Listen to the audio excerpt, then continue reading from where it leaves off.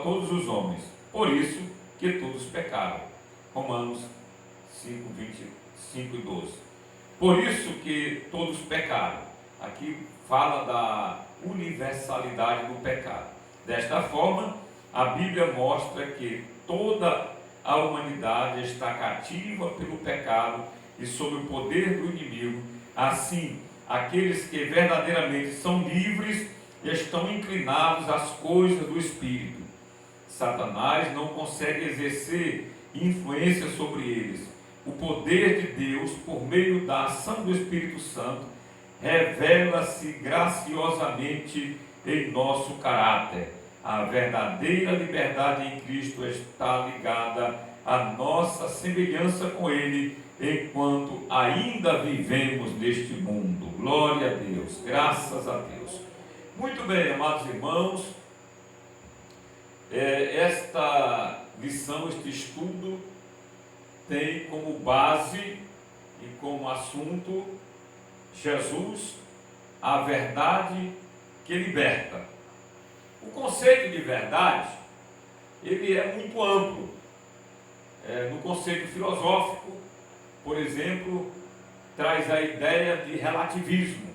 A verdade, ela é de acordo com a condição, com o ambiente, com a cultura. Então, segundo a filosofia, por exemplo, dependendo da filosofia, se ela for relativista, ela estabelece, dá a entender e ensina que uma verdade aqui não é verdade ali, que aquilo que nós dizemos que é pecado é apenas coisa de mente de religioso. Acontece que a verdade de que o pecado existe, que o pecado é universal, que o pecado escraviza o homem, não tem como se encaixar no plano ou na visão ou na filosofia relativista. Por quê?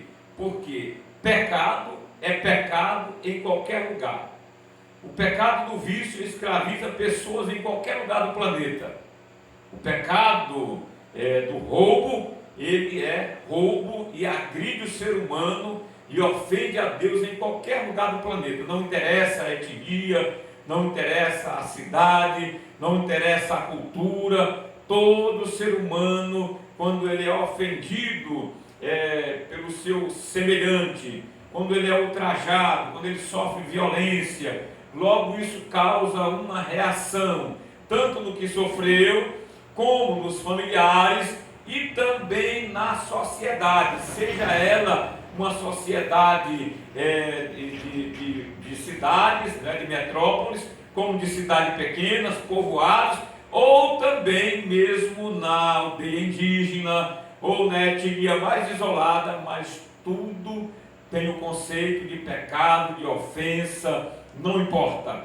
Pecado é pecado, pecado ofende, e o conceito relativista não tem como se encaixar no conceito de verdade da Bíblia Sagrada, porque a Bíblia Sagrada, ela revela, ela defende, meus amados irmãos e irmãs, e ela prova que ela é a verdade absoluta. Louvado seja o nome do Senhor.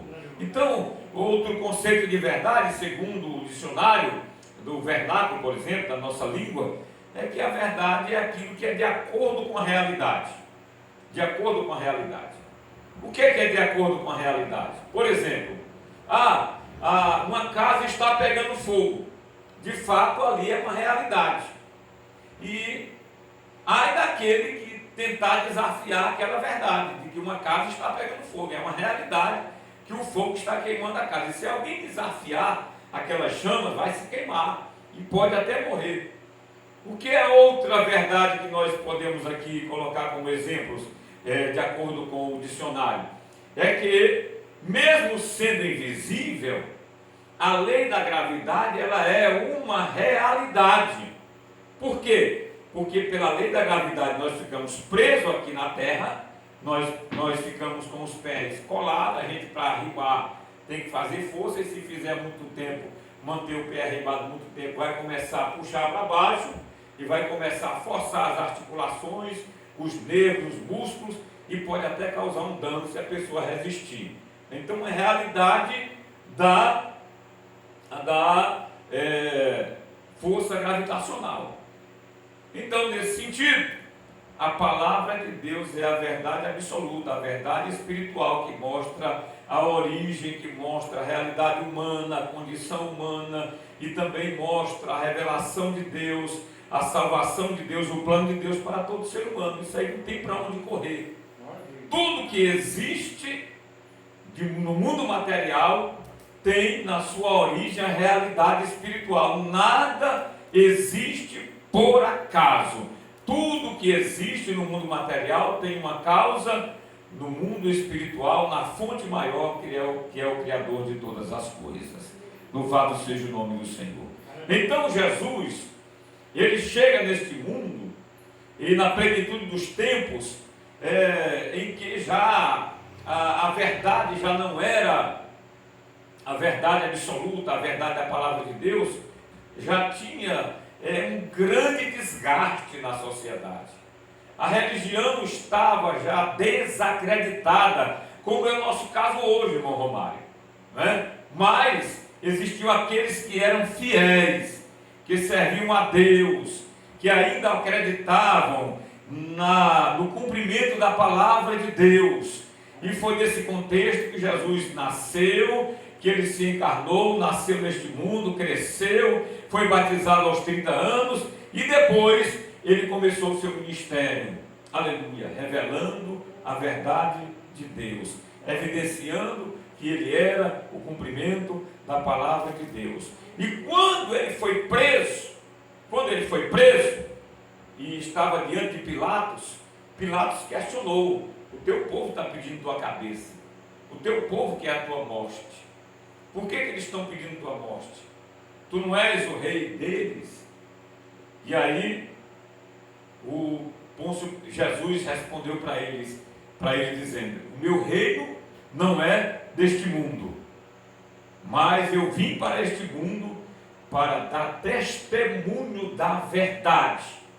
Aí essa palavra pesou diante do Pôncio Pilatos, do governador da Judéia, porque ele tinha suas formações, porque Pôncio Pilatos ele tinha o seu conceito filosófico, porque na sua vida ele já desacreditava na verdade, acreditava mais nas articulações políticas, que o homem só pode vencer, só pode sair vitorioso se ele for frio, calculista, se ele articular alguma coisa para poder se sair, principalmente no contexto político daquela época. E aí ele perguntou para Jesus: o que é a verdade? Veja só, a verdade não é revelada na academia da filosofia, das faculdades em primeiro lugar. A verdade não é revelada para os grandes, por exemplo, se não derem lugar.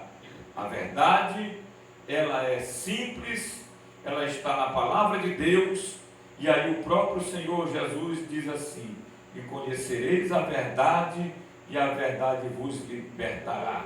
Se o Filho vos libertar verdadeiramente, ou seja, na verdade, sereis livres. Aleluia! Todo ser humano, irmão Martiliano, procura conhecer a verdade. Mesmo que ele se perca, mesmo que ele acha que alguma coisa está a verdade, tem alguém que pensa que a verdade está na política, que a verdade está, por exemplo, na jogatina, que aquilo é uma verdade para ele, não é? Alguém pensa que a verdade, que a honestidade está num jogo de futebol, por exemplo, mas não está. A verdade está em Jesus, porque ele mostra para nós, ele mostra para o ser humano pecador, que ele não tem ainda a certeza da salvação, através do seu Espírito Santo. É através de Jesus que o Espírito Santo opera para revelar a verdade, irmã Raimunda. Aleluia. Aí Jesus diz assim: e quando o Espírito Santo vier, ele convencerá o ser humano da justiça, do pecado e do juízo, ou seja, vai revelar a verdade, vai revelar onde habita a perfeita justiça, vai revelar a perfeita justiça em Deus, vai mostrar para o ser humano que ele é um pecador e precisa de salvação, vai mostrar para o ser humano que o juízo divino virá, que Deus vai executar juízo sobre Satanás e as hostes do inferno e todos aqueles que rejeitarem o projeto de Deus, o propósito de Deus. Mas Jesus, ele mesmo diz: eu sou o caminho, a verdade e a vida. Ninguém vem ao Pai se não for por mim. Aleluia. E eu quero concluir aqui com essa parte do texto tão importante, tão relevante aqui, que Lucas escreveu, que João escreveu aqui, nos capítulos 7 e no versículo 37 e 38, que diz assim: e no último dia, o grande dia da festa, Jesus pôs-se em pé e clamou, dizendo: se alguém tem sede, que venha a mim e beba. Quem crê em mim, como diz a Escritura, rios de água viva correrão do seu ventre. Glória a Deus, graças a Deus. Qual é o contexto aqui? E eu concluo com essa parte. Jesus estava em Jerusalém, talvez fosse quarta-feira, terça-feira, mas ele estava no período da festa, na última semana que antecedeu a sua crucificação. Provavelmente era a quinta-feira. Glória a Deus. Durante o dia. E ali ele estava naquele momento e havia toda um ritual tradicional que os sacerdotes faziam. Naquele momento importante para a liturgia judaica, os sacerdotes reuniam com a multidão, saíam do templo e eles iam em procissão pela cidade, não é? A multidão saía pela cidade seguindo o sacerdote, que levava uma jarra de ouro. O sacerdote ou o sumo sacerdote levava uma jarra de ouro, ia pela cidade conduzindo a multidão, e ele chegava até o tanque de Siloé. E ali ele enchia aquela jarra de ouro no tanque, nas águas do tanque. E ali retornava juntamente com a multidão, conduzindo a multidão para dentro do templo novamente. Era um trajeto que não era muito curto. E aí eles chegavam, o sacerdote ia para o local do altar, o local santo, né? Lugar santo, e a multidão ficava na expectativa. Quando ele levava a água para derramar sobre o altar, havia um silêncio total. Todos ficavam na expectativa. E ali o sacerdote começava a derramar a água e ouvia-se apenas o som da água se derramando.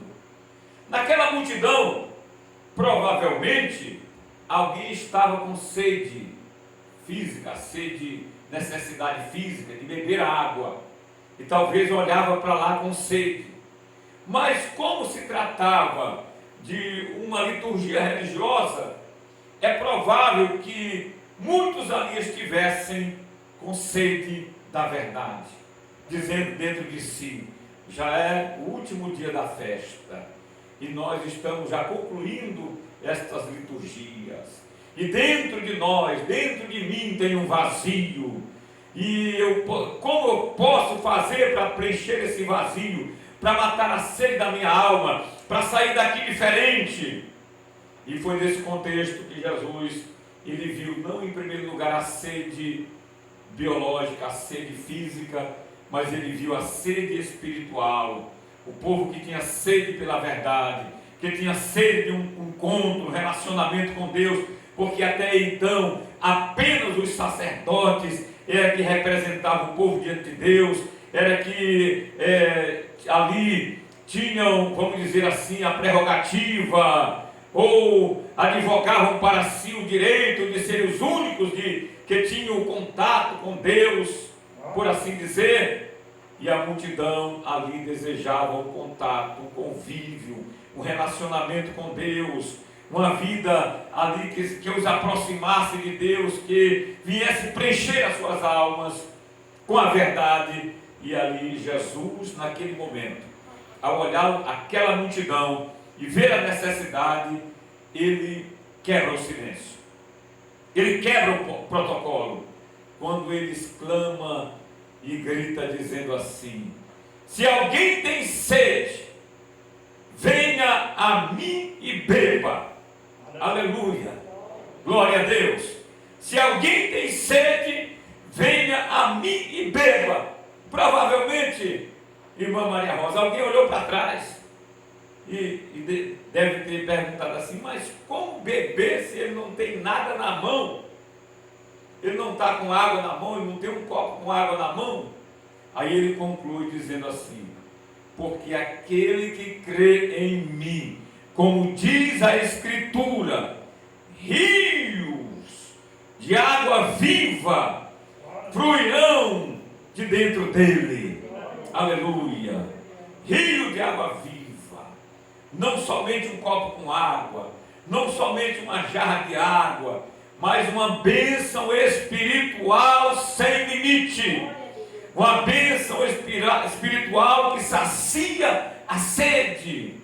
Aí João conclui dizendo: Jesus, ele falou isto com referência ao Espírito Santo que haveria de vir, que ele haveria de mandar, porque até então o Espírito Santo ainda não tinha sido derramado. Aleluia. Aí Jesus estava dizendo: vai ser derramado sobre aquele que crê em mim, como diz a Escritura, glória a Deus, a presença do meu Espírito Santo. E aquele que me receber, receberá o selo, a presença do Espírito Santo, que saciará, que limpará a sua vida, que o santificará e também vai saciar a sua sede espiritual e a sede da verdade.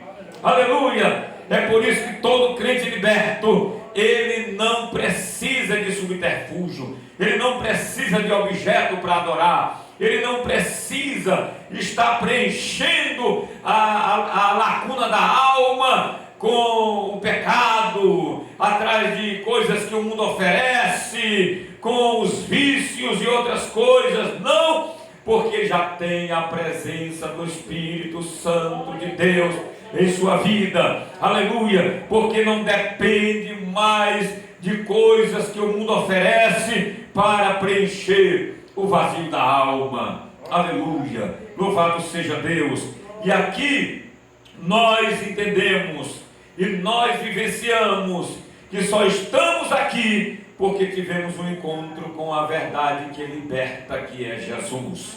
Aleluia. Jesus nos libertou do mundo, nos libertou do pecado, nos libertou da força do inferno. Nós não tememos e também não desafiamos as coisas do mal, das trevas, mas também nós temos certeza da proteção divina em nossa vida, e em nós habita o Espírito da verdade.